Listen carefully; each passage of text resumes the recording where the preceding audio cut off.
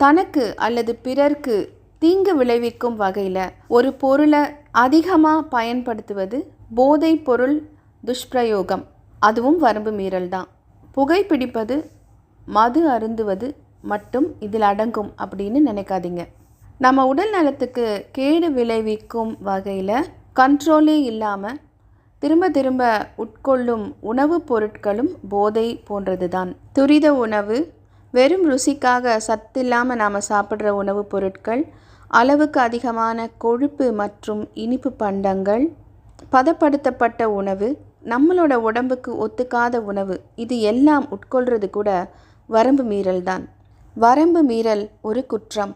அந்த குற்றத்தை செய்கிறவங்க தண்டனைக்கு உரியவங்க. அப்படின்னா நாம் நம்மக்கிட்டேயே வரம்பு மீறதும் குற்றம் தானே, நாமளும் தண்டனைக்குரியவங்க தானே. வரம்பு மீறாதீர்கள்.